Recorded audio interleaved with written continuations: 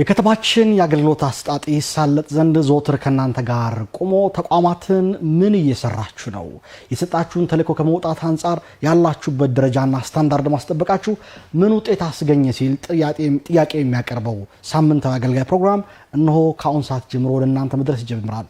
ሰላም ጤና ይስጥልን ውድ ተመልካቾቻችን እንደምን ሰነበታችሁ? ይህ የአዲስ አበባ ከተማ አስተዳደር የፐብሊክ ሰርቪስና የሰው ሀብት ልማት ቢሮ ከአዲስ ሚዲያ ኔትወርክ ጋር በመተባበር ዘወትር ሐሙስ ምሽት በቀጥታ ስርጭት ወደ እናንተ የሚያደርሰው የአገልጋይ ዝግጅታችን ነው። እንደተለመደው ተቋም ለይተን አገልግሎት አስጣጡ ምን ይመስላል፣ በተለይ የተሰጠውን ተልዕኮ ከመውጣት አንጻር ምን ተግባራት ማከናወን ቻለ፣ ምንስ ጉድለቶች አሉ ብለን ፈትሸን ይዘን የመጣነው ተቋም ደግሞ ዛሬም የከተማ የአርሶ አደርና ከተማ ግብርና ልማት ኮሚሽን ነው። በነገራችን ላይ ይህ ተቋም ከተቋቋመ በኋላ በከተማችን የሚገኙ አርሶ አደሮችን ራሳቸውን ኢኮኖሚያዊ፣ ማህበራዊ ህይወታቸውን እንዲሻሻል በርካታ ስራዎች ሲያከናውን መቆየቱ ይታወቃል። በተለይም ደግሞ የአዲስ አበባ የህንፃ ክምር ብቻ ሳትሆን አዲስ አበባ በራሷ ማለማትና ራሷ መመገብ ትችላለች በሚልም በርካታ ውጤታማ ተግባራትን ማከናወን ችሏል። ባሳለፈው በጀት ዓመት የተወሰኑትን ብቻ ወስደን ምን ተግባራትን ማከናወን ቻለ የሚለውን እንደመነሻ አድርገን ወደ ቀጥታ ወደ ውይይቱ ነው የምናልፈው። አብራችሁን ትቆዩ መጋብዛችሁ። እንግዲህ የአርሶ አደርና ከተማ ግብርና ልማት ኮሚሽን ባሳለፍነው በጀት ዓመት ካከናወናቸው ዋና ዋና ተግባራት መካከል የከተማዋን የምግብ ዋስትና ለማረጋገጥ ምርትና ምርታማነትን ለማሳደግና በዘርፉ ሰፊ የስራ ዕድል ለመፍጠር በርካታ አመርቂ ውጤት ስራዎችን ማከናወን ችሏል።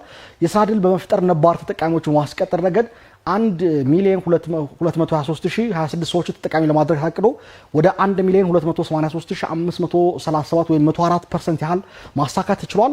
በፋሚሊ ቢዝነስ የቤተሰብ አባላትን በማሳተፍ የገቢ ምንጭን ለማሳደግ በተከናወኑ ተግባራት ወደ 7,001 ተጠቃሚ ሆነዋል። በምርት እድገት ረገድም 701,000 በምርት እድገትም ስናይ 502,190 ቶን ለማምረት ታቅዶ 615,108 ቶን ያህል ወደ 102 ምርት ተሰብስቧል።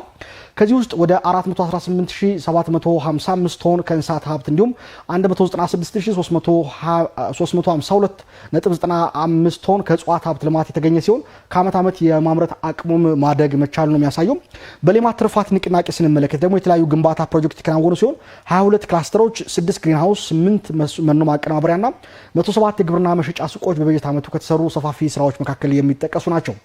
ሌሎችን ስንመለከት የግብርና ምርትና ምርታማነትን በቴክኖሎጂ በጤና ክብካቤ ለመደገፍ በተከናወኑ ስራዎችም ለእንስሳት ጤና ጥበቃ ወደ 3,887,109 ወደ 167% ያህል የክትባት አገልግሎትና ወደ 1,728,591 136% የሕክምና አገልግሎት መስጠት ተችሏል።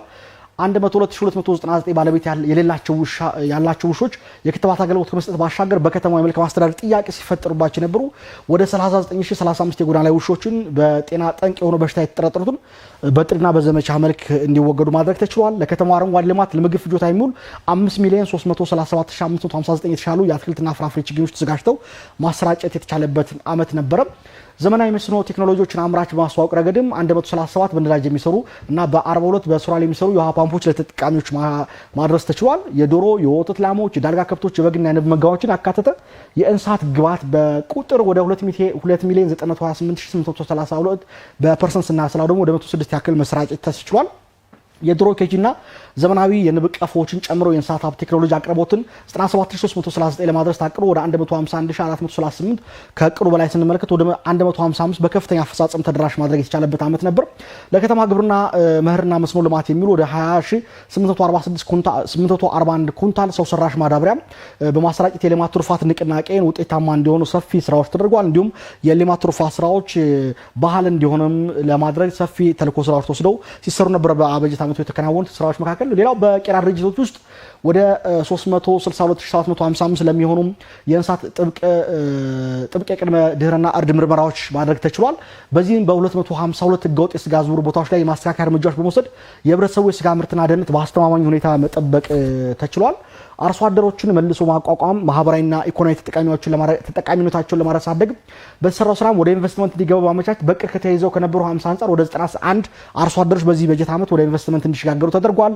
ለ589 ነባር ማህበራት ከተለያዩ ተቋማት ከሰንበት ገበያዎች ባዛሮች ጋር በማቀናጀት ከ187.7 ሚሊዮን ብር በላይ የሚገመት ሰፊ የገበያ ትስስር መፍጠር የተቻለበት ዓመት ነበር።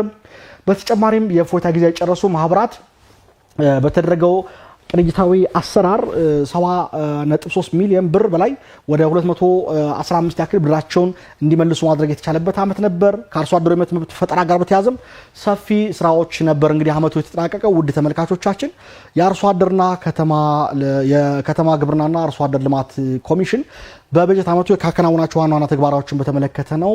ገባ ብለን ደግሞ ከተሰጠው ተልዕኮ አንጻር በተለይ ስትራቴጂክ ጉዳዮች በምን ደረጃ አፈጻጸማቸው ምን ይመስላል የሚለውን የምንመለከትበት ነው የሚሆነው። የኮሚሽኑ ኮሚሽነር አቶ ባዩ ሽጉጤ ምሽቱን ከኛ ጋር ያሳልፋሉ። እንኳን ደህና መጡ። እንኳን ደህና ቆያችሁ። ውድ ተመልካቾቻችን ካፍታ ቆይታ በኋላ እንመለሳለን። አብራችሁን ቆዩ።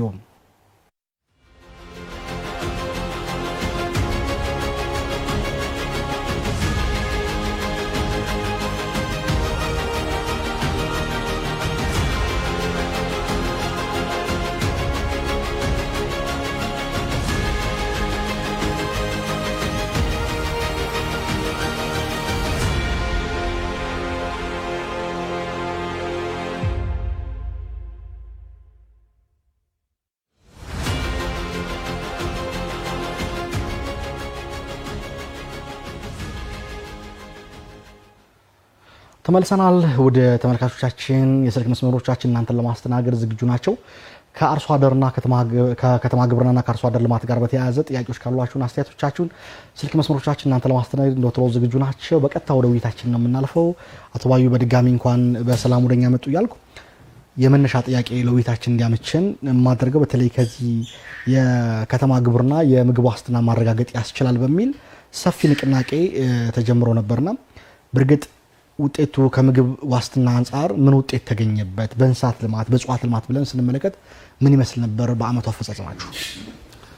የአመቱ አፈጻጸማችን በተለይ ኮሚሽኑ ከተቋቋመለት ተልዕኮ አንጻር በተለይ 3 ግቦችን ለማሳካት ነው ስንሰራ የነበረው። የመጀመሪያው ህብረተሰቡን በከተማ ግብርና በስፋት የማሳተፍና በምግብ ዋስትና የራሱን እንዲያረጋግጥ ነው አንዱ ስራችን የነበረው።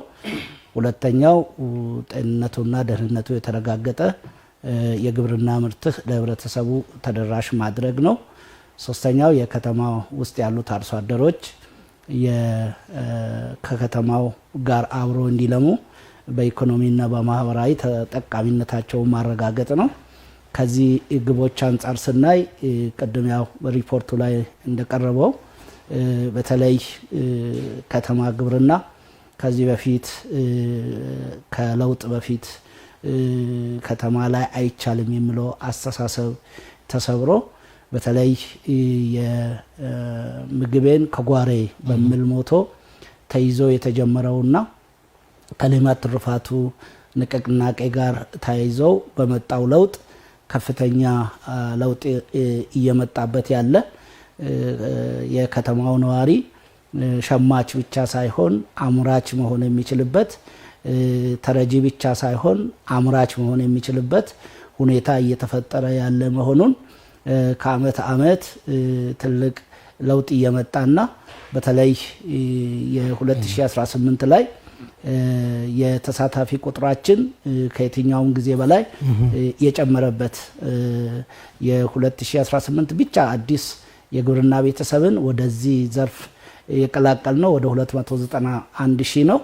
ይሄ ማለት ከለውጥ በፊት ግብርና ተጀምሮ ለአመታት ከ150 ሺህ የማይበልጥ ነበርና ይሄ የመጣው ከጊዜ ወደ ጊዜ በህብረተሰቡ ላይ የተሰራው የኤክስቴንሽን አገልግሎት የግንዛቤ መፍጠር ስራዎች እንደዚሁም ደግሞ ቴክኖሎጂዎችን ግብአቶችን ለህብረተሰቡ በተለይ በኑሮ ደረጃ ዝቅተኛ የሆኑትን ከመደገፍ አንጻር የመጣ ለውጥ ነውና በአሁኑ ሰዓት ያ አመለካከት ግብርና በከተማ ላይ አይቻልም የሚለው ቀርቶ በአሁኑ ሰዓት እንደሚቻልና ባሉት ውስን ቦታዎች ላይ ዘመናዊ ቴክኖሎጂና አሰራርን በመጠቀም ማምረት እንደሚቻል በቤተሰብ ደረጃ ያየንበትና ቤተሰብ ብቻ ላይ ሳይሆን በተቋማት ላይ ወደ 2722 ተቋማት በትምህርት ቤቶች፣ በሆስፒታሎች፣ በቴክኒክና ሙያ ተቋማት፣ በግል ተቋማት፣ በመንግስት ተቋማት ውስጥ በአሁኑ ሰዓት የግብርና ምርት ማምረቻ ማዕከል ሆነዋልና ይሄ ትልቅ እምርታ እየመጣ ለውጥ እየመጣ ያለበት ሁኔታ ነው ያለው።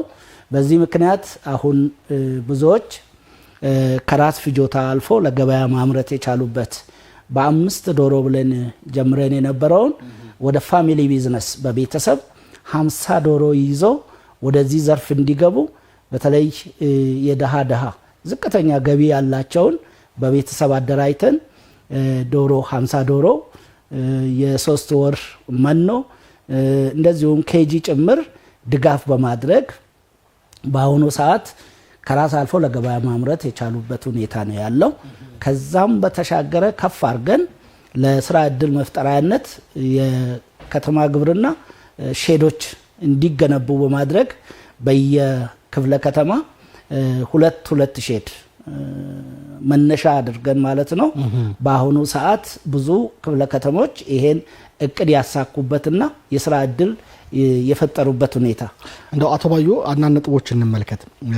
የከተማ የልማት ትሩፋትን ስራዎችን በተመለከተ በንቅናቄ የተጀመረ እንደሚያስታውሱት በኋላ በቤተሰብ ደረጃም ይህንን ለማዳረስ በተቋማትም ጭምር እንዲገቡበት ጥረቶች ይደረጉ ነበርና ውጤቱን በተመለከተ የተለያዩ ሀሳቦች ነበር የሚሰጡት። በተጨባጭ የተገኘው ውጤት ምንድነው የሚለውን በተመለከተ ከአዲስ አበባ ዩኒቨርሲቲ ጋር ባሳለፉን በጀት ዓመት ጥናት አሰርታችሁ ነበረ። ጥናቱ ምን ውጤት አሳየ? እንደታሰበው የልማት ትሩፋትና የከተማ ግብርና በቤተሰብ ደረጃ በአጠቃላይ በአካባቢ ደረጃ የከተማውን ፍላጎት ከማሟላት አንጻር ምን ውጤት አስገኘበት? በእርግጥ የታለመውን ዓላማ ውጤት ማስገኘት ይችላል? ጥናቱ ምን አስገኘ? በትክክል እኛ በተለይ የከተማ ግብርና ከለውጥ በኋላ ከጀመርን ወዲህ ያው የልማት ትሩፋት የ4 ዓመት መርሃ ግብር ነበረና በዚህ በ4 ዓመት መርሃ ግብር 2018 ነበረ ከ2015 ጀምሮ ማለት ነው 4 ዓመቱ። በዚህ ዙሪያ ላይ ምን ለውጥ አመጣን?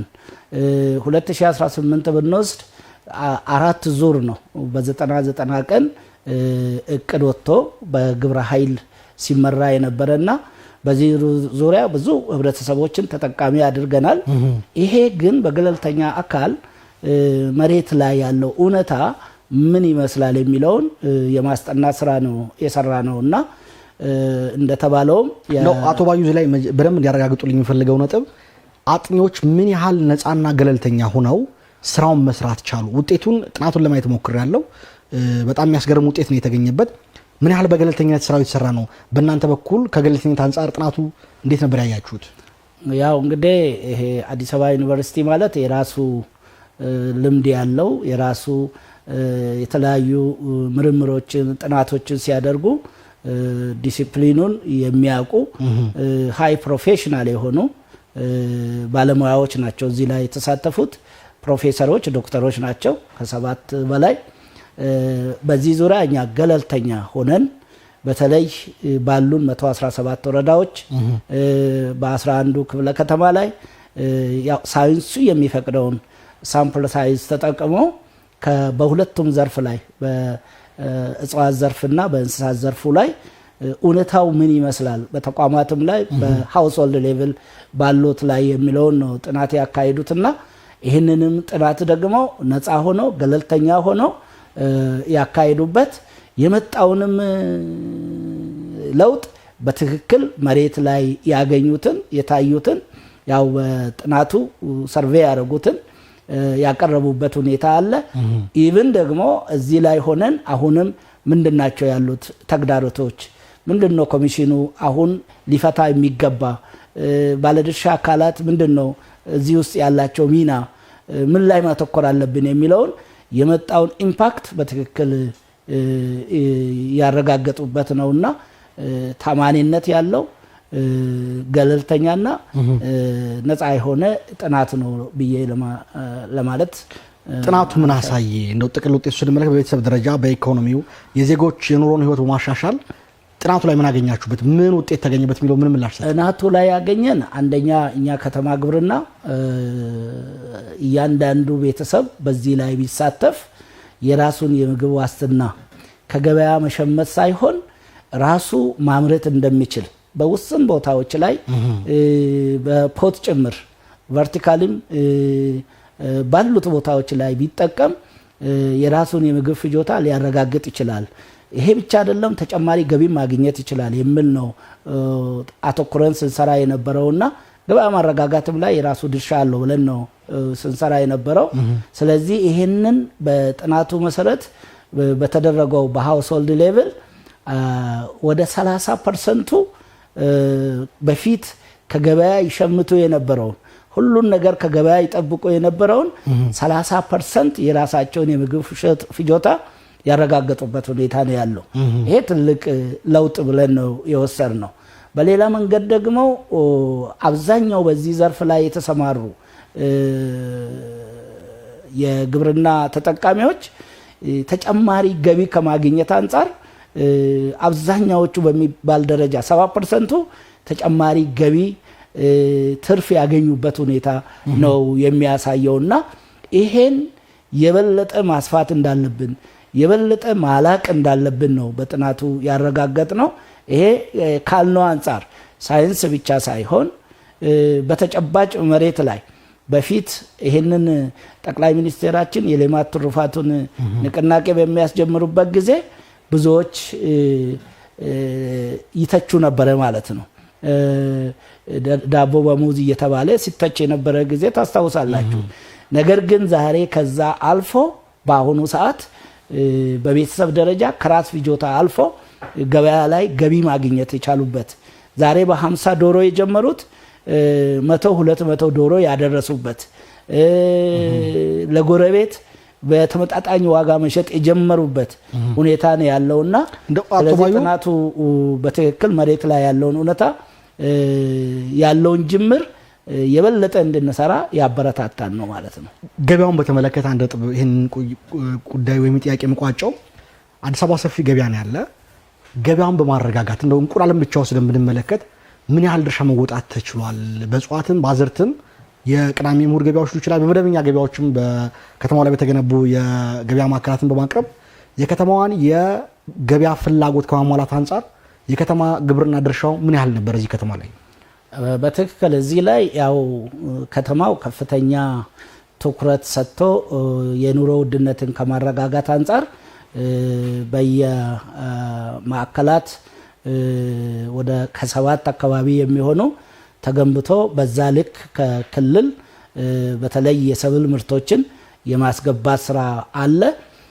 ነገር ግን በዚህ ብቻ የከተማውን ፍላጎት ሁሌ በዚህ ከመሸፈን ይልቅ ከክልል ከመጠበቅ ይልቅ የውስጥ የማምረት አቅም ማሳደግ አለብን ተብሎ ከተጀመረው አንጻር በተለይ በእንስሳት ዘርፉ እንዳነሳው ከእንቁላል አንጻር ስናይ በፊት አመት በዓል በመጣ ቁጥር እንቁላልን ከክልል ነው የምንጠብቀውና አሁን በባለፉት በዓላት አብዛኛው የውስጥ ፍላጎታችንን የእንቁላል የዶሮ ፍላጎታችንን በውስጥ አቅም ነው የሸፈነው። እንዶ አዲስ አበባ በቀን ምን ያህል እንቁላል ማምረት ትችላለች አዲስ አበባ? በአመት ወደ 1.5 ቢሊዮን እንቁላል ነው ያው ሪፖርት ውስጥ አለ። አቨሬጅሊ በቀን ወደ 4 ሚሊዮን ነው እየተመረተ ያለው። ይሄ እንግዲህ ገበያ ላይም ከወሰን አዲስ አበባ ውስጥ ከ14 ብር እስከ 18 ብር በአርሶ አደር ዘንድ በኢንተርፕራይዞች የአርሶ አደር መልሶ ማቋቋም ፕሮጀክቶች ላይ በዚህ ልክ ነው ገበያ ላይ እየተሸጠ ያለውና ይሄ ማለት ገበያውን ከማረጋጋት አንጻር ትልቅ ሚና ያለው ኢቭን በበዓላት ጊዜም በውስጥ አቅም እየተሸፈነ ያለው ነውና ይሄ ትልቅ ለውጥ እየታየ ያለ ስራ ነው። በዶሮ እርባታ ላይ ሰፊ ስራዎችን ሰርተናል። ከ7000 በላይ ፋሚሊ ቢዝነስን በ2018 ወደ ስራ ያስገባ ነው። ይሄ ትልቅ ለውጥ አምጥቷል። ሁለተኛ አርሶ አደሩ በራሱ ይዞታ ላይ በተቀናጀ የከተማ ግብርና ክረምት ብቻ ሰብልን መዝራት ሳይሆን ባለው አሁን ወደ ከተሜነት እንዲመጣና በውስን ቦታ ላይ ግብርና ምርትን እንዲያመርት በማደለብ በወተት ላም በዶሮ ስለዚህ አንዳንድ አርሶ አደሮች በአሁኑ ሰዓት የራሳቸው ፋርም ማቋቋም የደረሱበት ሁኔታ ነው ያለውና አንድ አርሶ አደር ከ15000 እስከ 20000 እንቁላል በቀን የሚያመርቱ የተፈጠሩበት ሁኔታ ነው ያለውና ይሄ ከቤተሰብ ፍጆታ ጋር ስንደምረው በአማካይ ወደ 4 ሚሊዮን በቀን እንቁላል አዲስ አበባ ውስጥ ይመረታል ማለት ነው። ጥሩ ገባ ብለን ደግሞ እናነሳለን። አሁን የሚነሳባችሁ ጥያቄ አነስተኛ ቦታን በመጠቀም ከፍተኛ ምርት የላቀ ኢኮኖሚ ጥቅም የሚያስገኙ አዳዲስ የግብርና ቴክኖሎጂዎችና አሰራሮችን በስፋት አለመተግበር የዘርፉን ማነቆች ለይቶ የሚያጠና በምርምር የሚደግፍ ተቋም አካል በሌለበት እንዴት ውጤቶችን ጠብቆ መጓዝ ይቻላል የሚል ጥያቄ ይነሳባችኋል። በዚህ ዙሪያ ላይ ትክክል ነው። ያው ከተማ እንደመሆኑ መጠን በውስን ቦታ ላይ ዘመናዊ የሆኑ አሰራሮችንና ቴክኖሎጂዎችን ተጠቅመን ምርትና ምርታማነትን ማሳደግ አለብን። በዚህ ዙሪያ በአጋጣሚ ሆኖ እንግዲህ ከተማ እንደመሆናችን መጠን ለቴክኖሎጂም ህብረተሰቡም ቅርበት አለው። ሁለተኛ የኛ ተቋምም በዚህ ዙሪያ ሙያዊ ድጋፍ ከውጪ ልምድ ተሞክሮችን ወስደን ወደ ተግባር ወደዚህ ወደ ከተማችን ላይ ወደ ተግባር የቀየርንበት ሁኔታዎች አሉ። አቶ ባዩ ከአክብሮት ጋር ስልክ እንቀበል ይቻላል? ሄሎ ሄሎ፣ ጤና ይስጥልኝ። አብሮስጥልኝ ዲካመስቱ እግዚአብሔር ይመስገን። ማን እንበል? ከየት ነው? አይናለም ደጀኔ ይባላልው ከኮልፌ ወረዳ 10። አይናለም ጥያቄው ማቅረብ ይችላል። ይቀጥሉ። እሺ፣ እናመሰግናለን። ይቀጥሉ። የኔ አስተያየት ዶሮ እርባታን በተመለከተ ነው። እሺ፣ ይቅርታ ዶሮ ከዚህ በፊት አደራጅቶ በርግጥ 50 ዶሮ ተሰጥቶን ነበረ። እሺ፣ ስንቀበል ማነው አሁን እሳቸው ሲያወሩ በቲቪ እንዳየሁት ከሆነ የ3 ወር ነው የተሰጠው ነው ያሉት። ይሄ ስህተት ነው። የ3 ወር አልተሰጠንም። 50 ኪሎ የምትሆን ትንሽ ነው የተሰጠን። 15 ቀንም አላቆየንም። ዶሮ ተሰጠ። የተሰጠው ዶሮ አለ የለም የሚል ክትትል የለም፣ ክትባት የለም፣ መድኃኒት የለም። ሰረምት ነው ዶሮ እንዴት ነው የሚለው የሚጠይቅም አልነበረም። ሲቀጥል ደግሞ ማለት ነው አሁን በሸማች ደረጃ ሲል ማንኖን በእርካሽ አሁን ግለሰብ ሲሰጥ 1 ኪሎ 90 ብር ነው እየገዛን ያለ ነው። ሸማች አቅርቦት አድርጎ ቢያንስ ዲስካውንት አድርጎ በዚህ ይሰጥብባል ጥሩ ነው የሚመስለኝ። ትክክልም የለም። ተሰጠን በቃ ዝም ነው ያሉ። ማንም ቼክ ያደረገም የለም። ግን አሁን ግማሹ ተቀበለ ይባላል እንጂ ሞቶ ያለቀው አለ። ከምን ያህል እርሶ ከጀመሩ አይናለም እርሶ ከጀመሩ ምን ያህል ጊዜ ሆኖት በዚህ ስራ ላይ? እኔ ቢያንስ 5 ወር ምናምን ይሆነኛል ተወሰድኩ። መልካም። እዛ ላይ የተወሰድኩት የሆነ በሽታ ገባ፣ የተወሰነ ሞቱ። ወደ 3000 ምናምን ብር አወጣው፣ መድኃኒት ምናምን ገዛው፣ ሐኪም ምናምን ሁላ አመጣው። የተወሰኑ ተረፉ። በእርግጥ አሁን እንቁላል መጣል ላይ ደርሷል፣ ግን ማንነውን አልቻልንም። ኦኬ፣ መልካም። ስለደወሉ ከልብ እናመሰግናለን። ምላሽ ያገኛሉ፣ ይጠብቁን። መልካም። አቶ ባዩ ቀጥሎ። ቀደም ብለን ከዚህ ከቴክኖሎጂ ጋር በተያያዘ ያነሳን ነበርና ምን ነው ድጋፍ እየተደረገ ያለው እሱ ላይ?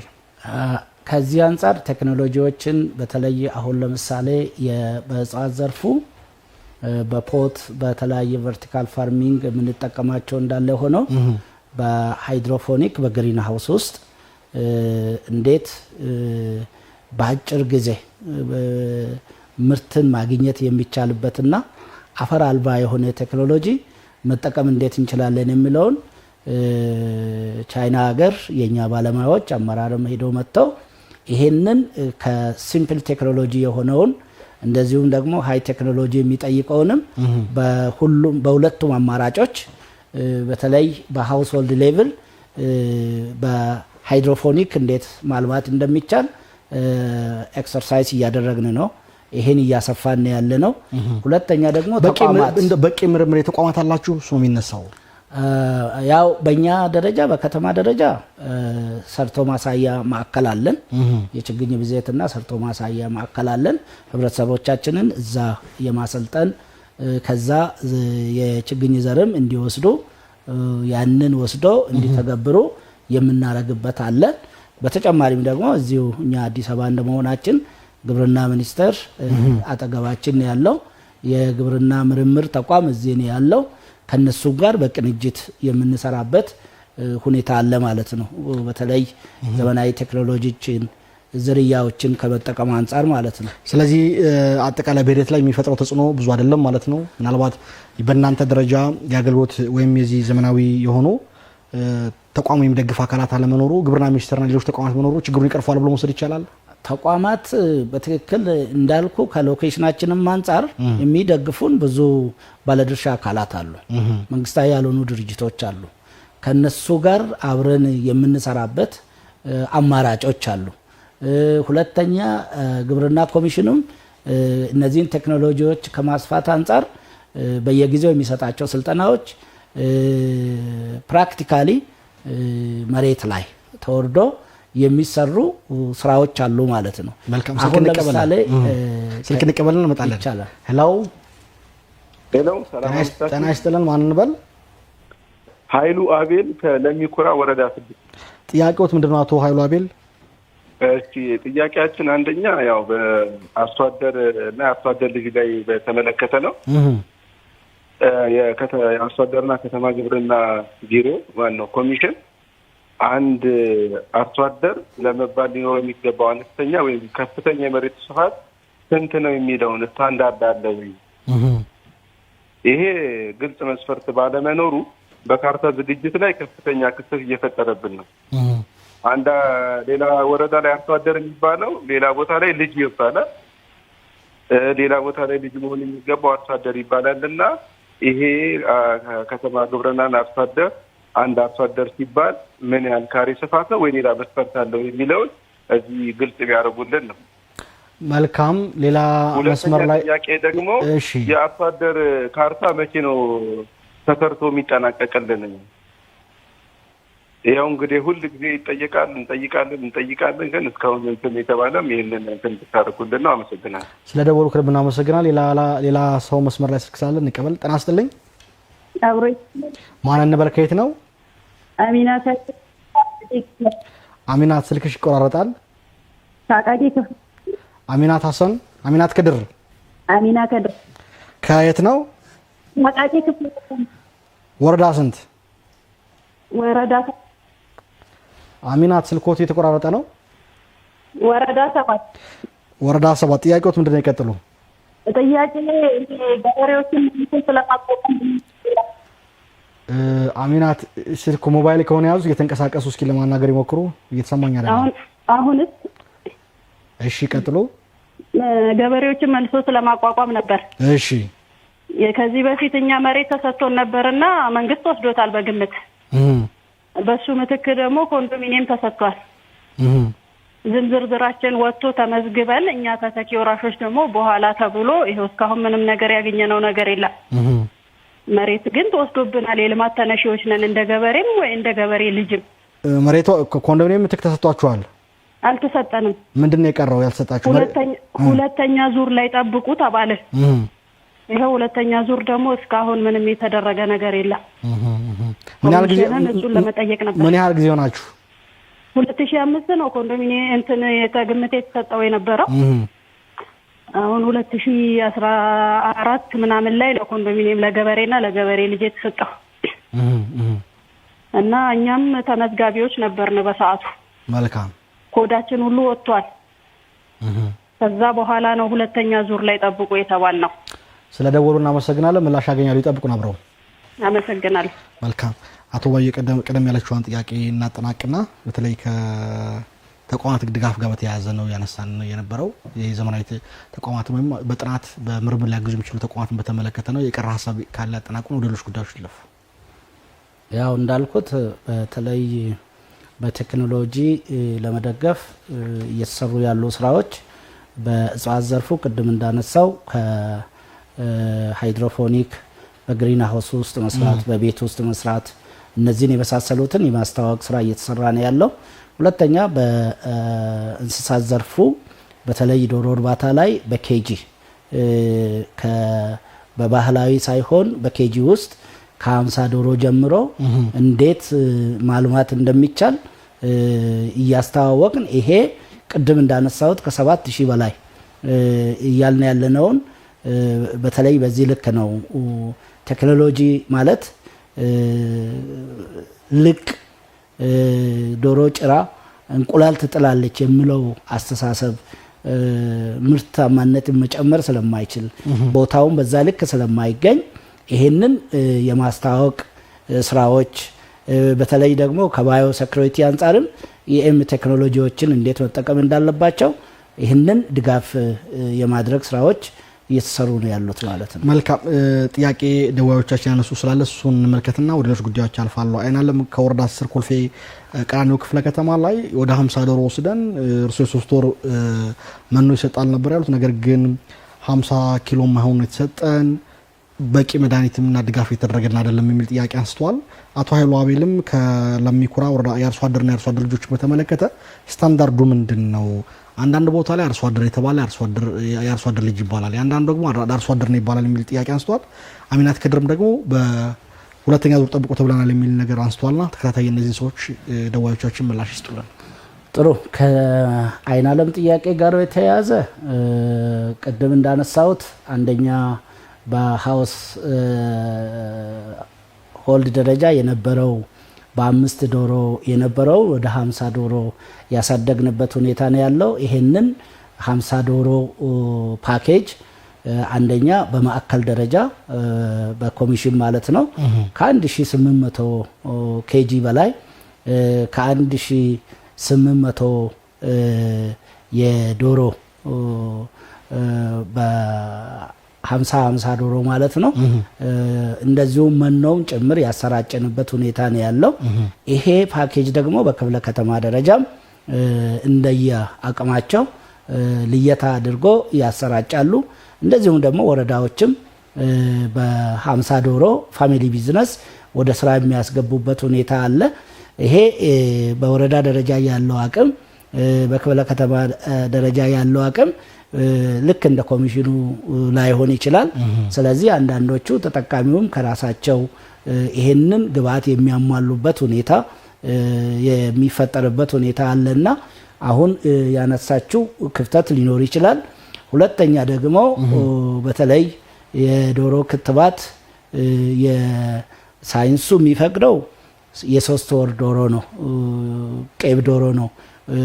በዚህ ፓኬጅኛ ስርጭት የምናደርገው አንዳንድ ጊዜ እጥረቶች ሲፈጠሩ የ2 ወር ጭምር ስርጭት ይደረጋል። እነዚህ ከመጡበት ይሄንን የዶሮ ጫጩት ከሚያቀርቡት ክትባቶቻቸውን ጨርሰው እንዲመጡ ነው የሚመከረው። ከዛ በኋላ ያለውን ደግሞ ተጠቃሚው ይሄንን የመሸፈን ይሄንን ካለው የግብርና ባለሙያ ከወረዳ ጋር ካሉት በመነጋገር መፈታት የሚችል ነውና ይሄ ክፍተት ሊኖር ይችላል።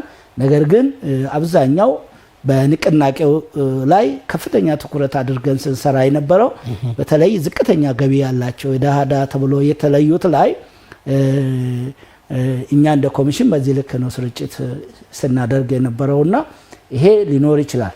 ስለዚህ ከወረዳ አንፃር ስልክ እንቀበልና ሌሎች አየዘው ይመልሱልኛል። ከወረዳ አንፃር ነው ችግሩ የሚል ነገር ነው በማከል የሚሰጠው። ይሄን ያህል ክፍተት የለበትም ነው በእርሱ ምላሽ? እውነት ነው፣ በማከል በዚህ ልክ ነው። መልካም፣ ስልክ እንቀበል። ሄሎ ሄሎ፣ ጤና ይስጥልኝ። ጤና ይስጥልኝ። ማን እንበል? ከየት ነው? ሰይፉ አበራ እባላለሁ፣ ከለሚኩራ ነው። አቶ ሰይፉ ጥያቄዎት ምንድን ነው? የአርሶ አደር ቅድሚያ የማልማት መብት በተያያዘ ባላቸው ቦታ ላይ ፕሮፖዛል አቅርበው ፕሮሰሱ ታማኝነት ሆኖ ሲገኝ በቦታቸው ላይ እንዲያለሙ ፍቃድ አለ በመመሪያው መሰረት።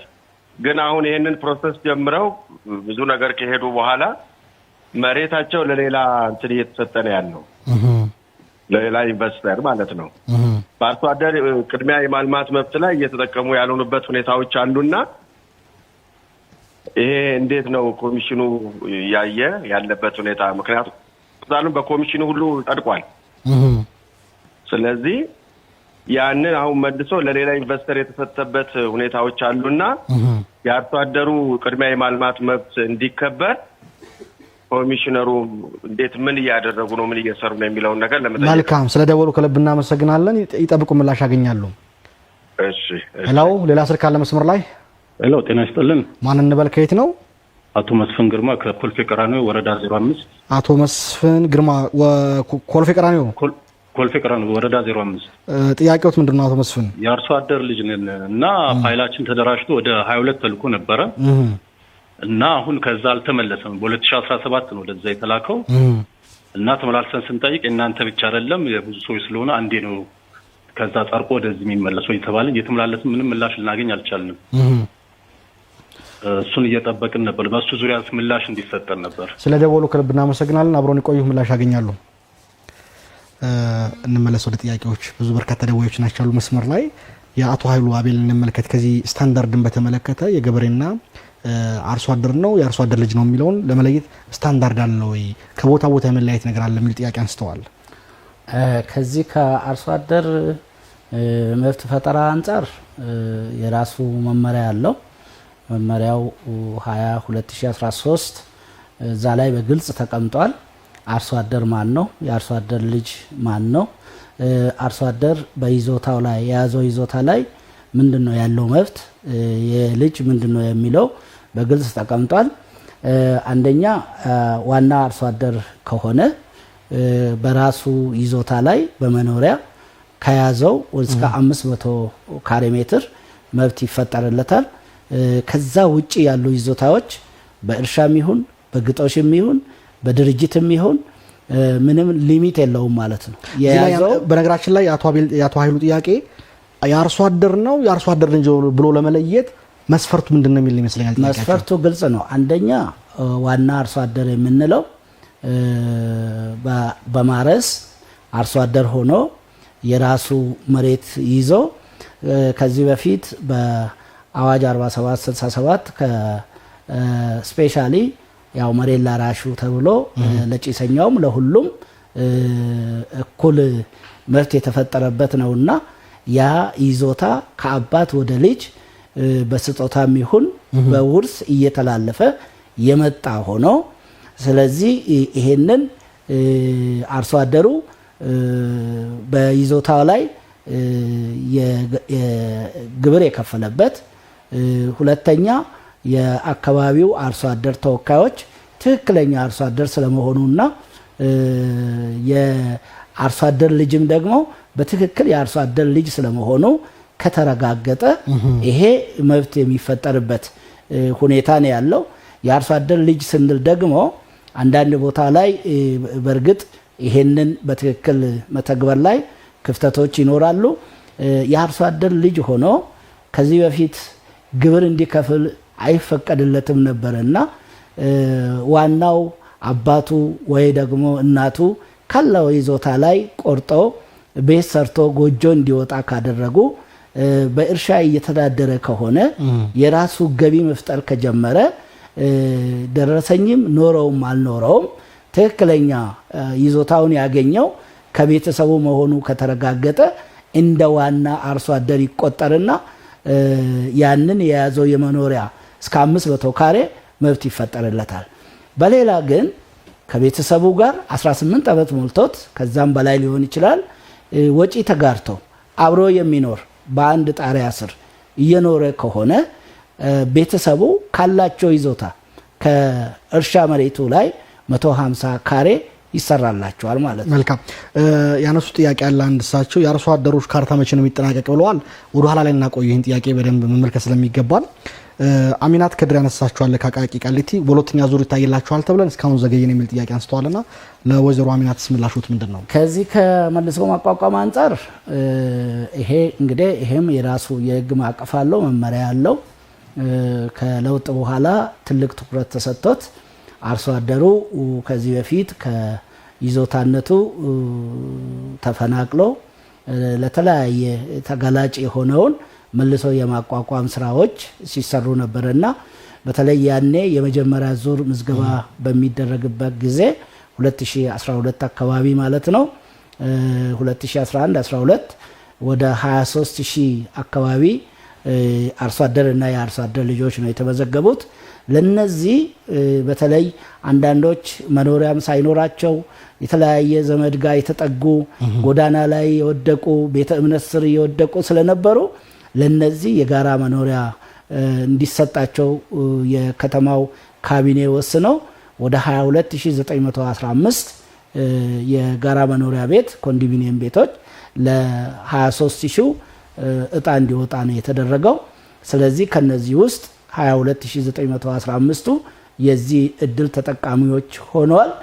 ቀጥሎ ከዛ በኋላ ግን በወቅቱ ያንን የመጀመሪያው ምዝገባ ላይ ያመለጣቸው አርሶ አደርና የአርሶ አደር ልጆች ዳግም ምዝገባ ተደርጓል።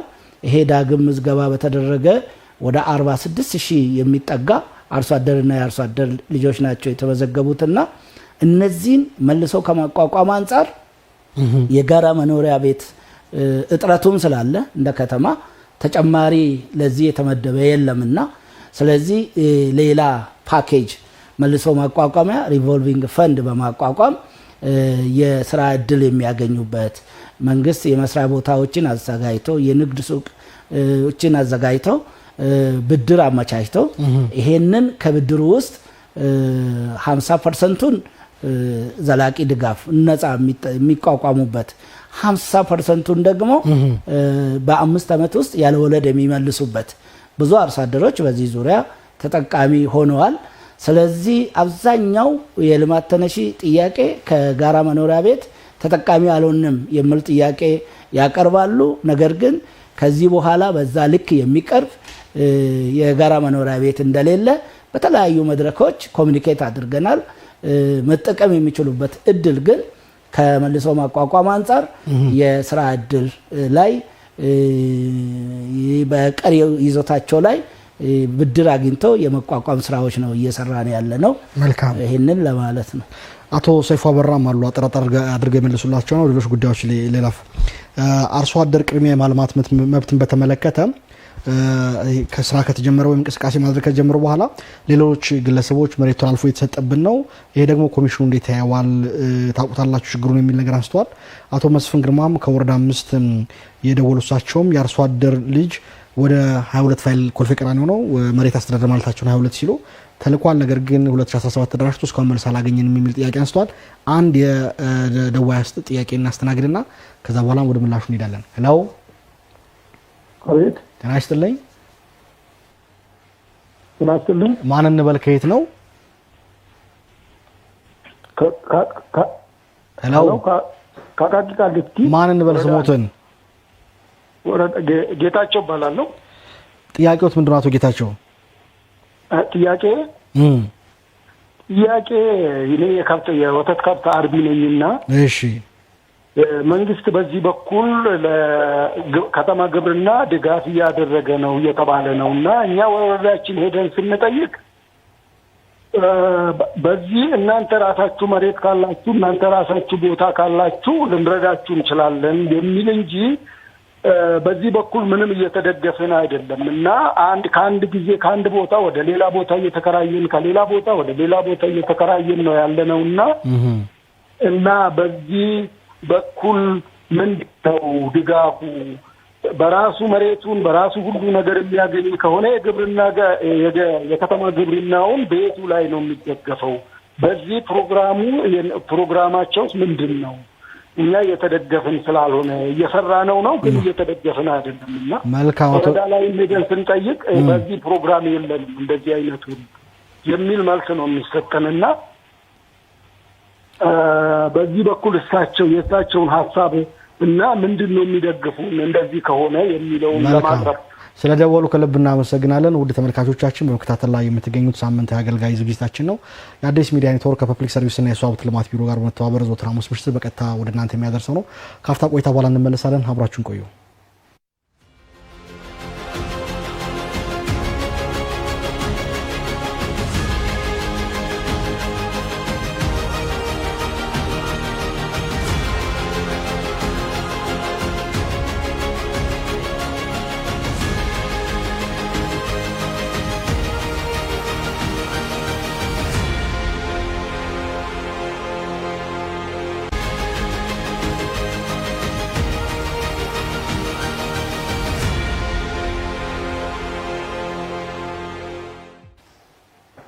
ውድ ተመልካቾቻችን ተመልሰን ተገናኝተናል። የደዋዮቻችን ጥያቄና አስተናግደን እኔ ያስኳቸው ያዘጋጇቸው ጥያቄ ነው የምንመለሰው። አቶ ባዩ አጠር አድርገን እንመለስ። አቶ ሰይፍ አበራ ከላሚኩራ ያነሱ ጥያቄ የአርሶ አደር መብት ፈጠራን በተመለከተ የዚህ ቅድሚያ ማልማትን በተመለከተ ጥያቄ አንስተዋል። ምንድነው ምላሾት? አዎ ጥያቄው ትክክል ነው። አርሶ አደሩ መብት የተፈጠረለት ይዞታ ላይ ቅድሚያ የማልማት መብቱ በመመሪያው ላይ ተቀምጧል። በዚህ በኩል ብዙዎች 20/80 ብለን ግዛዊ የከተማ ግብርና በራስ ይዞታ ላይ የማልማት መብት፣ ሁለተኛ ደግሞ ዘላቂ የሆነ ኢንቨስትመንት አቅም የፈጠሩ በዛ ልክ በይዞታው ላይ ኢንቨስት የማድረግ መብት አላቸው። በዚህ የተጠቀሙ ብዙ አርሶ አደሮች አሉ። ለምሳሌ 2018 ብቻ ከ1414 በላይ በ20/80 በራስ ይዞታ ላይ ግዛዊ የከተማ ግብርናን ያለሙ አሉ። ከዚህ በፊትም የነበሩ አሉና በዚህ በእርግጥ አሁን ያው ከተማው መስፋፋቱ አይቀርም፣ ልማት መኖሩ አይቀርም። ስለዚህ የተሻለ ለከተማው ለሀገር የሚበጁ ፕሮጀክቶች ሲመጡ ዞሮ ዞሮ በዚሁ ባሉ መሬቶች ላይ የልማት ስራዎች ይሰራሉ እና ይሄ በሚደረግበት ወቅት አርሶ አደሩ ቅድማ ላለማበት ነው ብሎ የያዛቸው በፕሮሰስ በሂደት ውስጥ ያሉት ካሉ በስተት እዛ ላይ ከተሸነሸነ እዛ ላይ ዝግጅት ከተደረገ ያስቀየርንበት ሁኔታ አለ። ከዛ ውጪ ግን መብት ተፈጥሮልኛልና ባሉት የእርሻ መሬቶች ሁሉ ላይ ሌላ ልማት ሊመጣ አይገባም የሚል አስተሳሰብ የለም። በእርግጥ በዚህ ዙሪያ አርሶ አደሩም የከተማውን ልማት የሚደግፍና የሚቀበል ነውና ይሄ አልፎ አልፎ ከአለመናበብ አለመቀናጀት የሚፈጠር የመብት ፈጠራውና የመሬት ዝግጅቱ ሊናበቡ ይገባል። ይሄ ተፈጥሮም ማስተካከያ እርምጃ እርምት እርምጃ የተወሰደበት ሁኔታ ነው ያለው። ችግሩ የለም ማለት አይደለም። ነገር ግን አብዛኛው አርሶ አደሩ አሁን በ2018 ብቻ ከ90 አሁን ወደ 100 እየተጠጋ ነው በራሳቸው ይዞታ ላይ እንዲያለሙ የማመቻቸት ስራ እየተሰራ ነው ያለውና አልፎ አልፎ እንደዚህ አይነት ችግሮች ሲከሰቱ ከመሬት ቢሮ ጋር በመነጋገር ሺፍት እያደረግን እየተስተካከለ ነው ያለው ማለት ነው። እንግዲህ የተመራም ከሆነ አሁን በአርሶ አደሩ ጋር እንዳሳሰባል ካርታ ከወሰድኩኝ ይዞታ የኔ ከሆነ ቅድሚያ ማልማት መብት አለኝ።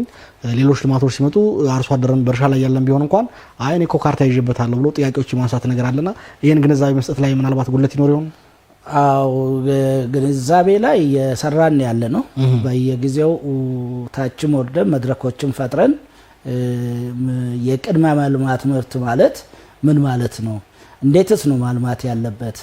አሁን ቅድም እንዳነሳው ብዙ አቅም የሌላቸው ግን በተወሰነ ደረጃ በራስ ይዞታ ላይ በከተማ ግዛዊ ከተማ ግብርና የጀመሩ ያንን ደግሞ ወደ ኢንቨስትመንት ለማሻገር የሚሰሩ አርሶ አደሮች የምናበረታታበት በዚህ ዘርፍ ላይ የገቡ ብዙዎች አሉ።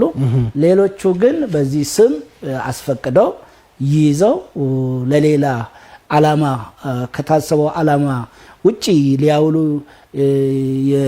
የሚሄዱትን ትክክል አይደለም ብለን በዚህ በኩል የእርምት እርምጃ የተወሰደ አለ።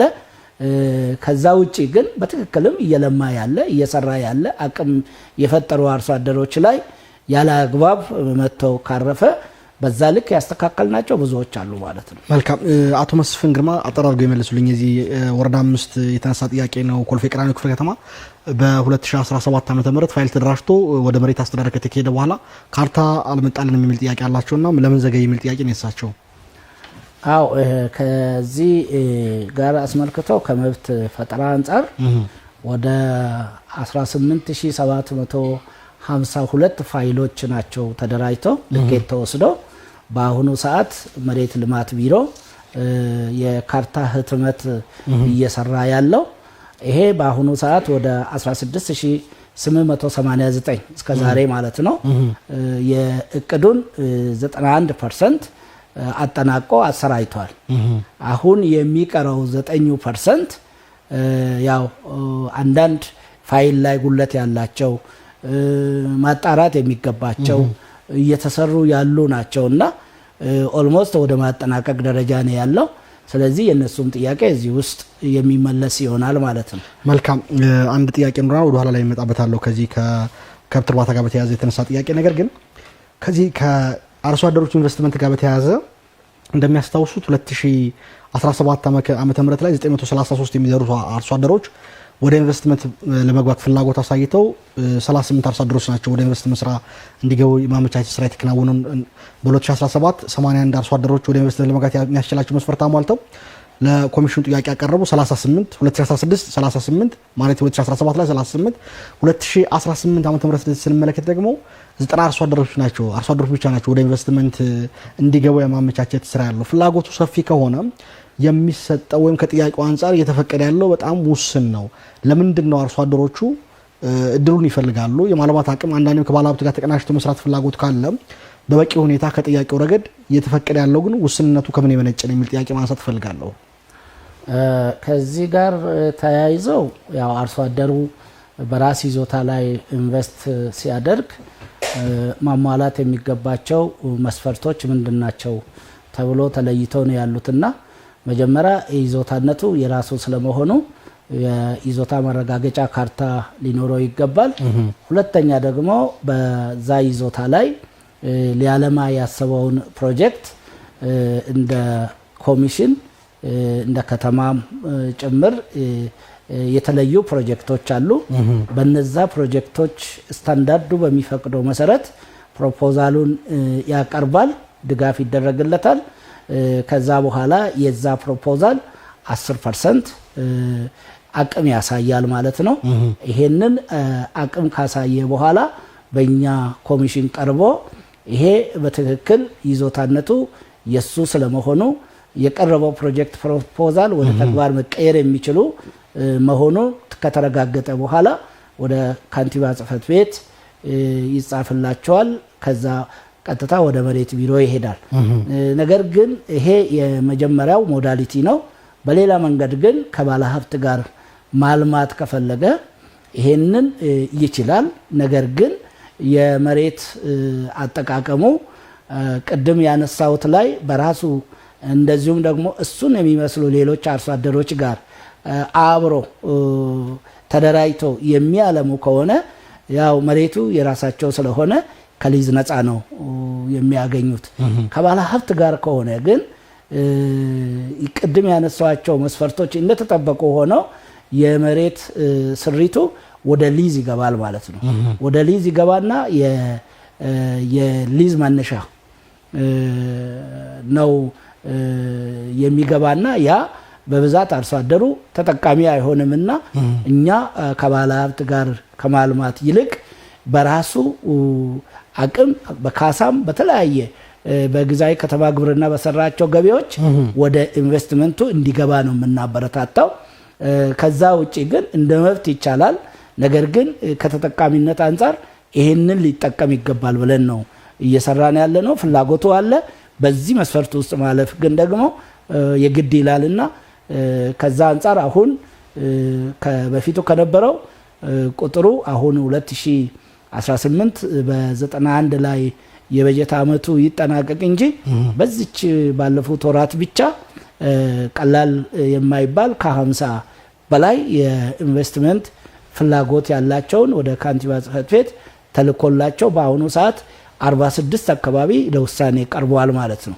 መልካም እንግዲህ ከእንስሳት ልማትና ልህቀት ማዕከል ጋር በተመለከተ ማዕከሉ ትልቅ ተልዕኮ ይዞ የተቋቋመ ተቋም ነው። እንደምናስታውሰው ሲመረቅም የታሰበለት ግብም ስናይ ይህ የልህቀት ማዕከል ሰፊ ውጤቶች ይጠበቁበታል። ነገር ግን አሁንም እዚህ ተቋም ላይ የሚታዩ ውስንነቶች አሉ። ለምሳሌ ግንባታዎቹ ዘመናዊ ያለመሆናቸውና የጥራት ችግር ይታያል የሚል ጥያቄ ይነሳል። ሌላው የዘመኑ ቴክኖሎጂዎች ላይ ስራ ላይ ከመዋል አንጻር አሁንም ውስንነት በመኖሩ የልቀት ስራዎቹን እንደ ስያሜው መፈጸም የሚያስችል ቁመና መፍጠር አልቻለም የሚልም ትችት ይነሳበታል። በሶስተኛው ምዕራፍ ግንባታ ላይ ያልተጠናቀቁ ስራዎች መኖራቸው አሁንም የልማት ተነሺ አርሶ አደሮች ቁጥር የምርት መጠን እንዳያድግ ችግር ፈጥሯል የሚል ጥያቄም ይነሳል። ሌላው የፍሳሽ ማስወገጃ ቱቦን በተመለከተ በራሱ ባለቀቅ ምክንያት የተደፈነ ማስወገዳ ችግር የተፈጠረ ይገኛል። ይሄ ወደ ባዮጋዝ መቀየር ሲገባው ነገር ግን አሁን የፍሳሽ ችግር ራሱ ችግሩ ነው መቅረቡ በራሱ ከተቋሙ ከልህቀትነቱ አንፃር እንዴት ነው የሚያዩት? የውሃ አቅርቦትም በተወሰነ መልኩ ችግር እንዳለ ይነሳልና የልህቀት ማዕከሉን የልህቀት ማዕከል እንዲሆን የያዙት መሰረታዊ ጉዳዮች ምንድን ናቸው? ለምንድን ነው በዚህ ደረጃ ተቋሙ የታሰበለት ዓላማ ትልቅ ነው፣ ነገር ግን አሁንም ውስነቶች ይነሱበታልና ችግሮቹ ከምን የመነጩ ናቸው? እንደተባለው የተቋሙ ዋናው የተቋቋመበት ተልእኮ በልማት ምክንያት ከዚህ በፊት የተፈናቀሉ አርሶ አደሮችን የመቋቋሚያ ፕሮጀክት ነው። ይሄ ፕሮጀክት ትልቅ ሰፊ ወደ 14,000 ካሬ ሜትር ላይ የሚያርፍ ፕሮጀክት ነው። ይሄ ፕሮጀክት እንግዲህ በ3 ምዕራፍ ነው ታቅዶ የነበረውና በሁለተኛው ምዕራፍ ነው ወደ ተግባር የተገባው። በዚህ በሁለተኛው ምዕራፍ ላይ ሲገባ ከዶሮ እርባታ ጋር በተያያዘ ወደ 18 ሼድ ነው በዲዛይኑ ላይ ያለው። ግን እስከ ሁለተኛው ፌዝ ላይ ተገንብተው የተጠናቀቁት 11 ሼዶች ናቸው። በእነዚህ 11 ሼዶች ላይ ደግሞ ያው በወቅቱ የነበረው አብዛኛው ኢምፖርት ስታንዳርድ ኬጂዎች ነበረ ዲዛይኑ ላይ ተቀምጦ የነበረው። በዛን ወቅት በነበረው የውጪ የዶላር እጥረት ምክንያት በሀገር ውስጥ ተሰርቶ እንዲገባ ነው የነበረው የህንፃ ተቋራጭ ፕሮጀክቱን የያዘው አካል በራሱ ወርክሾፕ ሰርቶ እንዲያስገባን የተደረገው። ይሄ ከጥራት አንጻር ችግር ነበረው። ሁለተኛ በወቅቱም ይሄ ፕሮጀክት ሲሰራ ኮንሰልታንት የነበረው አሰሪ የነበረው ተቋም ደግሞ በትክክልም ይሄንን በተቀመጠው ዲዛይን መሰረት በጥራት ተሰርቶ እስካሁን ርክክብ ያልተደረገ ፕሮጀክት ነው። ይሄ የተባለው ክፍተት አለ። ነገር ግን ይሄንን ክፍተት እንዴት መሙላት አለብን፣ እንዴት መሸፈን አለብን ብለን እንደ ኮሚሽን ብዙ ርብርብ ያደረግንበት በተለይ ቅድም የተነሱት ከስዌሬጅ መስመር ጋር የተያያዘ 2016 ስታክ አርጎ ሼዶቹ መተንፈሻ ያጡበት ሁኔታ ነበረና ይሄንን ከፍሳሽ ከውሃና ፍሳሽ ባለስልጣን ጋር አንድ ላይ በመሆን ያንን መስመር የመክፈት ይሄንን ደግሞ ከዋናው ከከተማ እንትን ጋር ለማገናኘት የተከደበት ሁኔታ አለ። አሁን ያ ችግር ከፍተኛ ችግር አይደለም። በእርግጥ የባዮጋዝ እንትን ነበረው። ያንን ከእያንዳንዱ ሼድ የሚወጣውን በተለይ በፈሳሽ መንገድ የሚወጣውትን አዛባዎች የዶሮ ኩሶችን በባዮጋዝ ያንን ወደ ባዮ ሳለሪ እንዲቀይርና ወደ ጋዝ እንዲቀየር ነበርና ያን ፕሮጀክቱ በእርግጥ በዚህ ወደ ስራ ስላልተገባ ያንን ማህበራት አደራጅተን በዚህ በፊት ችግር የነበረው በአሁኑ ሰዓት ወደ ገቢነት የተቀየረበትና የተቀረፈበት ሁኔታ ነው ያለው። በሌላ ሁኔታ ደግሞ የልቀት ማዕከል ነውና ለዘርያም የምናገኝበት በተለይ በወተት ላም እርባታ ላይ ትልቅ ችግር ነው ያለውና ያንን አሁን ራሳችን በመንግስት በጀት መድበን ጊደሮች ከኤልዲአይ ጋር የተወሰኑ የተዳቀሉትን በመውሰድ ዝርያቸው የሚታወቀውን በአሁኑ ሰዓት እዛ ማዕከል ላይ የማባዛት ስራ ነው እየሰራን ያለ ነው። በራስ አቅም እየሰራን ያለ ነው። ነገር ግን ተቋሙ እንደተባለው በሙሉ አቅም ያው ከከተማው ሰፊ የልማት ፍላጎት አንፃር ከዚህ ከኮሪደር ልማቱም አንፃር በጀት እጥረት ስለነበረ ያንን አሁን በቀጣይነት 2019 ላይ ከዲዛይን እና ኮንስትራክሽን ቢሮ ጋር ተነጋግረን በዛ እቅድ እንዲፈታ ነው እየያዝን ያለ ነው። ነገር ግን እስካሁን በተለይ 2018 ላይ በዚህም ተግዳሮት ውስጥ ሆኖ በቀን ከ31,000 በላይ እንቁላል እየተመረተ በኢነር ሲቲ ጭምር ከ13 የምርት መሸጫ ሱቆች ከፍተን በዛ ላይ በ14 እና እስከ 15 ብር እንቁላል ለህብረተሰቡ ሲያቀርቡ የነበሩና ገበያ ማረጋጋት ላይ ከፍተኛ ስራ እየሰራ ያለ ተቋም ነው። በወተት እርባታውም በዚህ ልክ ነው የምናየውና በእርግጥ ከታለመለት አንጻር ሰፊ ስራ ይፈልጋል ማለት ነው። በችግሩ ከተስማማን እንግዲህ በቀጣይም ገባ ብሎ የሚፈተሹ አንዱ ተቋም እሱ እንደሆነ ነው የምንወስደው። ውድ ተመልካቾቻችን ዘወትር ሮብና ዓርብ የተቋማት ኃላፊዎች ተገኝተው አገልግሎት መስጠት እንዳለባቸው በከተማ አስተዳደሩ አቅጣጫ ከተቀመጠ እንግዲህ ባለፉት 5 ዓመታት ሲተገበር ነው የቆየ። አሁንስ በምን ደረጃ ነው በሚል ደግሞ በኮሚሽኑ የሮብና ዓርብ አገልግሎት ቀናት ተገኝተን ተገልጋዮች አስተያየታቸውን ለማሰባሰብ ይችላል።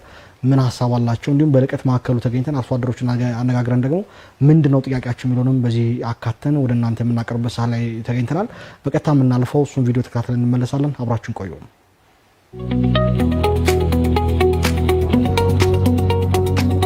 ካርታ የቤት ካርታና የግጦሽ ካርታ አልተሰጠኝም ነበር። ትንሽ እዛ ወረዳ ላይም ክፍለ ከተማም ትንሽ እንትን ነበረ ከሪፎርሙ በፊት ማለት ነው። ያው በስራ በምናምን ምክንያት ሰኞ መጥቼ ነበር። ዛሬ በ30 ደቂቃ ተፈታ። እንደምታዩ ነው። ካርታውን አውሰድ ተባለ፣ ሌላውም ይቀጥላል አለኝ። በቃ በጣም ጥሩ ነው። ዛሬ እዚህ የተገኘንበት ምክንያት ወረዳና ክፍለ ከተማ ላይ ትንሽ ወዲያው መፍትሄ መስጠት ችግር አለና እሱን ኮሚሽነር ጋር መተን በፍጥነት አሁኑኑ ደውሎ ጉዳዮች እንዲታዩልን እንዲጣሩልን መፍትሄ እንድናገኝ ነው የመጣ ነው። ካርታ ወደ ዲጂታል ለመቀየር ስንሄድ ሲስተሙ ላይ ካርታ የተበላበት ያሳያል ሲስተሙ ይሉናል ማለት ነው። እሺ የበላንበትን አውጧ ስንላቸው መልስ የላቸው። አሁን እሳቸው ጋር መጥቼ ስነግራቸው ይሄንን ትተህ ባለ ካርታ ኢንቨስተር ለማድረግ ፈልጌ ነበር እኔ። በቀጥታ ወረዳ ለክፍለ ከተማ ይጻፍልህ፣ ክፍለ ከተማው ለኔ ይጻፍ፣ እኔ ለከንቲባ ጽፍልሃለሁ፣ የዚህ ጉዳይ በዚህ ያልቃል፣ መሬቱ ባንተ እጅ ስለሆነ አሉ። አቤቱታዎች ነበሩን። አቤቱታችንን ሰምቶ ኮሚሽነሩ መስተካከል የሚገባውን አስተካክሎ ችግርን ካለ ውስጣችንን ችግር ካለ በኮሚቴ ይፈታ ተብሎ ኮሚቴ ተልኮ ኮሚቴ ሁሉንም ነገር አጣርቶ ለእሳቸው አቅርበዋል። እሳቸው ውሳኔ ሰጥተውበታል። የአርሶ አደር ልጅ ነኝ። በልጆች ካርታ ተሰጥቶን የተሰጠን ካርታ ላይ ሲቲ ሌቭል ይላል ማለት ነው እና በዚህ አማካኝነት ክፍለ ከተማ ላይ መገንባት አትችሉም፣ ማጠር አትችሉም፣ ግብር መክፈል አትችሉም የሚል መጉላላት ደረሰብንና ወደዚህ መጣን። የመጣሁት ዓርብ ዕለት ነው። ዓርብ ዕለት መጥቼ ነበር እዚህ ማለት ነው። ዓርብ ዕለት ስመጣ ለኮሚሽነር ያለውን ጉዳይ አሳየዋቸው። ያሉትን ካርታዎች አዩ። ደብዳቤ ጻፍልኝ አሉ። ደብዳቤ ጻፍኩኝ ማለት ነው። ያን ደብዳቤ ዛሬ ለማስገባት መጣው። ዓርብ መልስ ትወስዳለህ ጽፍላቸዋለሁ ለነሱ በሚል ያው ሁላችሁም ያያችሁት ነው። 2016 ወይም 2017 ገደማ ነበር። ይኸው እስካሁን እየተመላለስ ነው። እዛው ግን አዲስ መመሪያ ይመጣል ጠብቁ ነው። አዲስ መመሪያ ይመጣል ጠብቁ። ከዛ ጋር ይሄ ደግሞ እንዴት ዝም ብለን ቁጭ እንበል? ድንገት ቦታ ለልማት ቢፈለግ ተነሱ ቢባል መመሪያ በመጠበቅ ዝም ብሎ ባልሆነ ካሳ ልንሸኝ ይሆናል ብለን መብት ባለን መብታችን በሚከበር ሰዓት መቀመጥ የለብንም ብለን እየተመላለስን ነው። አንድ መሬት በመሀላችን ድንበር የለም። እንዴት አድርጎ ነው ወደ ልዩ ልዩ ከሌላ ሰዎች ስም ጋራ የኛ ስም ለምን ያስተላልፋል? ይሄ የማይመስል ነገር ነው። ምክንያቱም ወረዳው የተለያየ ቢሆን ኦር ሌላ እነቢ መሀላችን በእኛ መሬት ላይ ድንበር ቢኖሩ ኖሮ ልዩ ልዩ ማለት የፈለጉበት ምክንያት አግባብ አይደለም። ክፍለ ከተማ ላይ ለግብር ሄጃለሁኝ እኔ ግብር ለመገበር ካርታ ይዤ የሄድኩበትን ግብር መገበር አይቻልም መመሪያ ወርዶ ነው ይላሉ ማለት ነው። አሁንም ግብር አልገበርኩም እዚህ ላይ ጠቅሼዋለሁኝ። ሁለተኛ አጥር በሲቲ ሌቭል ቤት ነው ሜቢ አቅጣጫ እስኪሰጥበት የተከለከለው አጥር ነው። አጥር ትችላለህ፣ አጥርንም ከለከሉን። እኛ አሁን በትኩረት እንዲደረግ የምንፈልገው ነገር ወደ ኋላም እየጎተተን ጥሩ ውጤታማ ስራም እንዳንሰራ የሚያደርገን አንዱ የመኖ ችግር ነው። በየ3 ወሩ እድሳት የሚደረገው በየ3 ወሩ ጭማሪ እንጂ እኛ የሚቀንስ ነገር አላየንም።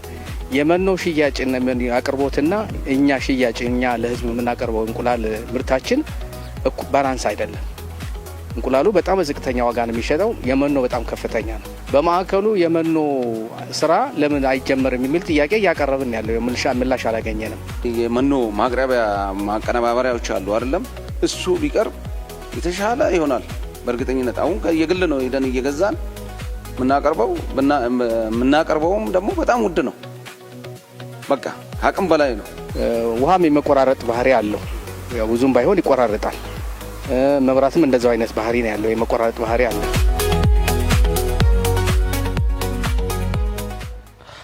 ተመልሰናል። ውድ ተመልካቾቻችን በመከታተል ላይ የምትገኙት ሳምንታዊ አገልጋይ ፕሮግራም ነው።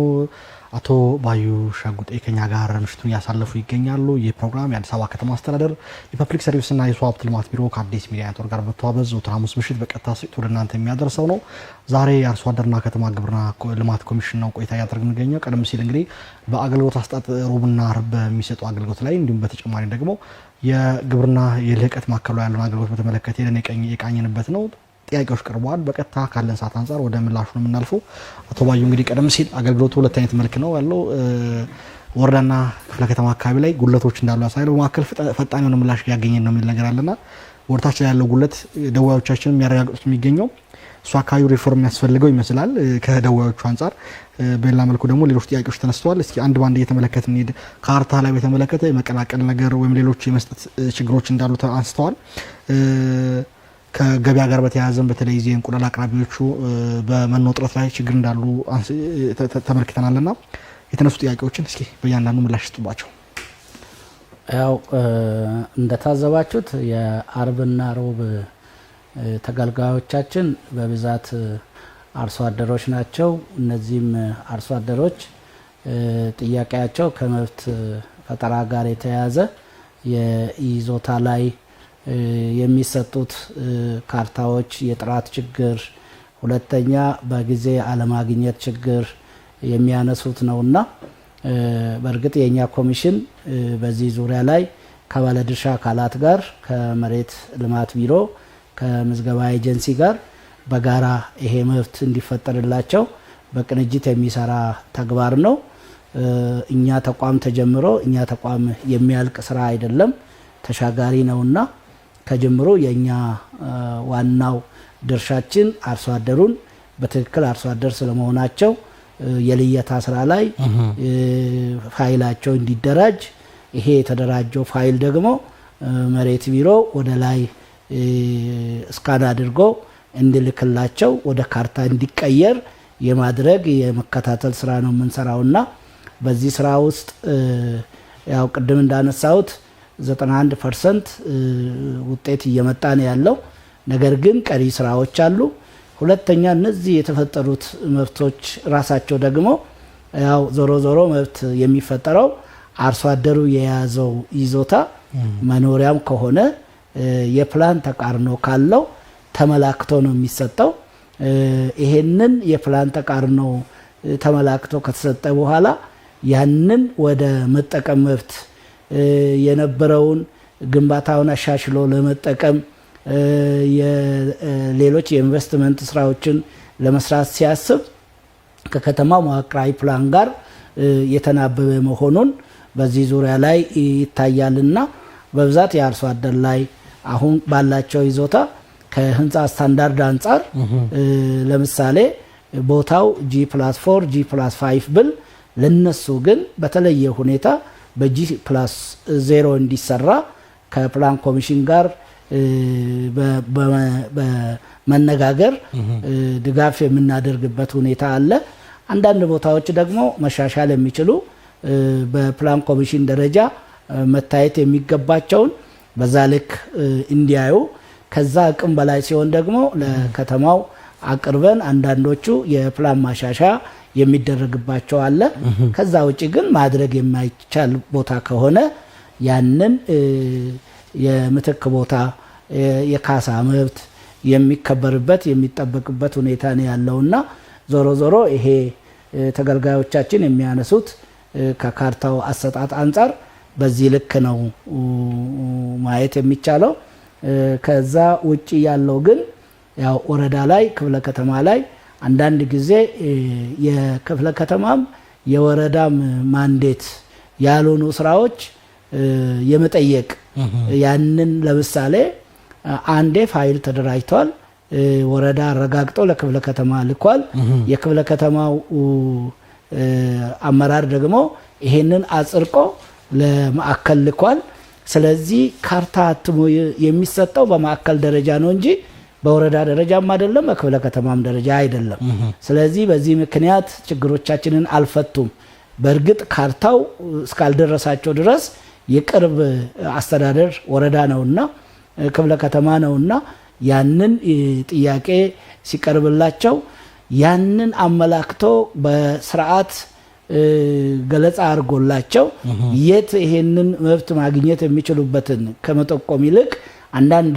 ወረዳዎች የመሰልቸት አላስፈላጊ ምልልሶችን የማድረግ ይሄንን ማድረግ የማይችሉትንም ጭምር ሌላ ያልተገባ ጥያቄዎችን የማቅረብ ሁኔታዎች አሉና ይሄንን ያው በእኛም ዘርፍ በመሬት ልማት በኩልም በጋራ ሆነን ለይተን እርምጃ የወሰድንባቸው ባለሙያዎችም አሉ አመራሮች አሉ ማለት ነው እና ጥያቄያቸው ሁኔታ አለው ለማለት ነው አንድ ሰው ያነሱት ከዚህ ከማዕከሉ ጋር በተያያዘ የዚህ የግብርና ምርቶች ማለት መኖ ላይ መኖ ጋር የተያያዘ ያነሱት ጥያቄ አለ አዎ ከዚህ ጋር ተያይዘው እንደ ከተማም መኖ እጥረት የለም ከ17 በላይ ድርጅቶች አዲስ አበባ ላይ መኖ ያቀርባሉ አዲስ አበባ ውስጥ ብቻ በቀን ወደ 10,000 ኩንታል መኖን የማምረት አቅም ያላቸው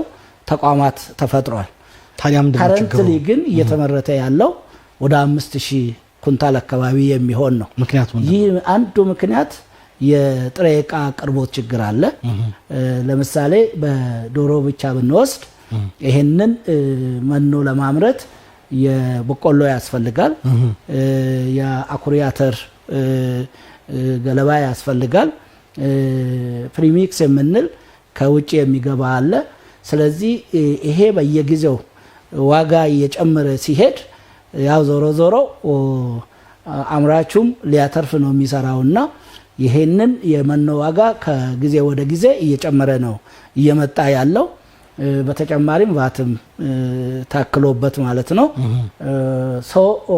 እኛ ይሄንን እንዴት እንፍታ የሚለው እንደ ከተማ አንደኛ ትስስር የመፍጠር በተለይ በፋብሪካ ዋጋ ለአርቢው እንዲያቀርቡ አሁን ከልቀት ማዕከል ጋር የቀረበው ገበያ ላይ አሁን ያለው የመኖ ዋጋ እና ልቀት ማዕከል ላይ የሚቀርበው ቀጥታ ትስስር ፈጥረን ማለት ነው ከ800 እስከ 1,000 ብር ልዩነት አለው ማለት ነው ይሄንን ስናቀርብ አንደኛ ይሄ ማዕከል የሼድ አገልግሎት የማብራት የውሃ በነፃ ነው የሚገለገሉትና አንድ እንቁላል ስንት ብትሸጥ ይሄ ዘርፍ ላይ ያሉት ተጠቃሚው ምን ያህል ትርፍ ያገኛል ገበያ ላይ ምን ያህል መሸጥ አለባቸው የሚል በኮሚሽኑ ነው እንትን የምናደርገው ማለት ነው አንደኛ ይሄ ያው ፍላጎት አንዳንድ ነጋዴዎች አሁን ውጪ ላይ የሚሸጡት የእንቁላል ዋጋ አለና ከዛ አንፃር የማወዳደር በዛ ልክ ለምን አንሸጥም የሚል ጥያቄ ያለ እኛ በየጊዜው ያያየን ከ10 ብር ተነስተን አሁን ወደ 15 ብር ደርሷል ማለት ነው ይሄ ከመኖ ዋጋ መጨመር አንፃር ያያየን የምንጨምርበት ሁኔታ ነው ያለው ዞሮ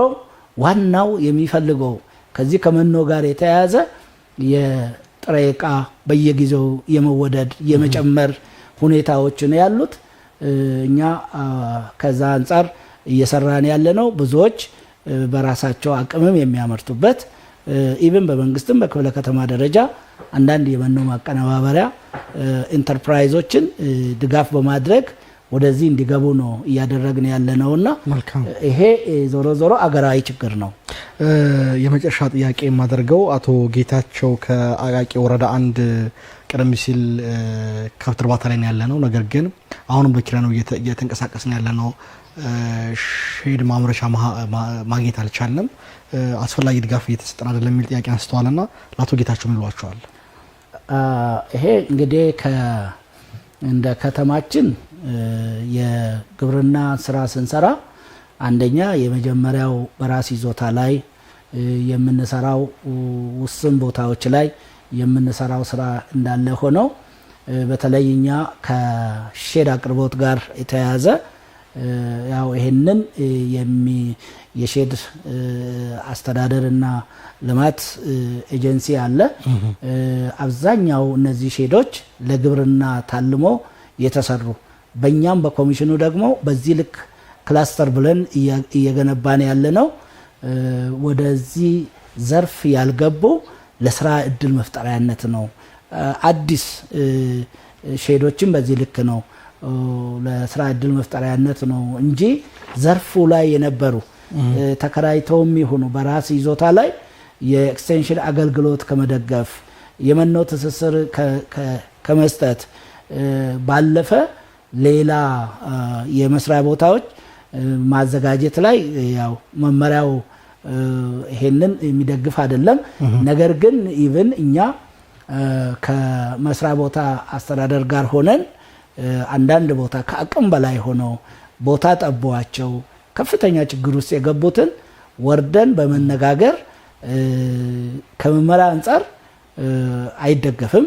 ነገር ግን ይሄንን ችግር በትክክልም ከመልካም አስተዳደር አንፃር መታየት የሚችሉትን አይተን ችግሮቻቸውን የፈታንበት ሁኔታ አለ። ነገር ግን ካለው የሼድ አቅርቦት ካለን ስራ አንፃር ለሁሉም ይሄንን የማዳረሱ ሁኔታ ከአቅም በላይ ሊሆን ይችላል። ነገር ግን በዚህ ልክ እያየን እየፈታን ያለንበት ሁኔታ አለና አቅራቢው ያቀረበው የችግሩ አሳሳቢነት ምን ያህል ላይ ነው የሚለውን አይተን በቀጣይነት ከመስሪያ ቦታ ኤጀንሲ ጋር ልንፈታ የምንችልበት ሁኔታ አለ የሚል ነው። በሌላ ግን ይሄንን ኮሚሽኑ በዚህ ልክ ያመቻቻል ተብሎ ተከራይቶም የሚሰሩ ብዙ አርቢዎች አሉና ይሄንን ጥያቄ ይመልስልኛል ብሎ በዚህ ልክ መውሰድ የለባቸውም። ይሄንን ከአቅም በላይ ካልሆነ በስተቀር ተከራይቶም እንደዚሁም ደግሞ በራስ ይዞታ ላይ መስራት ይገባል የሚል ነው ያለኝ። አቶ ባዩ ሸጉጤ የአርሶ አደርና ከተማ ግብርና ልማት ኮሚሽን ኮሚሽነር እዚህ ከኛ ጋር መጥተው ከኛም ከተመልካቹም ለቀረቡለት ጥያቄ ምላሽ ማብራሪያ ስለሰጡ በተመልካችም ከልብ ነው አመሰግናለሁ። እኔም በጣም አመሰግናለሁ። ውድ ተመልካቾቻችን የሳምንት አገልጋይ ፕሮግራማችን ይመስል ነበር። ፕሮግራም በመምራት አብራችሁ ቆዩት አላዛር መኮንን ከመላው የስቱዲዮ ባለሙያዎች ጋር በጋራ መሆን ነው። ሳምንት በተመሳሳይ ሰዓት ሌሎች የአመራሮች ወይም የስራ ኃላፊዎችን ይዘን ወደ እናንተ የምንቀርብ ነው የሚሆነው። ይህ ፕሮግራም የፐብሊክ ሰርቪስ እና የሰው ሀብት ልማት ቢሮ ከአዲስ ሚዲያ ኔትወርክ ጋር በመተባበር ዘወትር ሐሙስ ምሽት በቀጥታ ስርጭት ወደ እናንተ የሚያቀርብ ነው። ስለደወላችሁ ስለነበራችሁ ተሳትፎ ከልብ እናመሰግናለን። ቀሪ አዲስ ሚዲያ ኔትወርክ ፕሮግራሞች ይቀጥላሉ። እኛ ከዚሁ እንሰናበታለን። መልካም ሌሊት፣ ሰላም።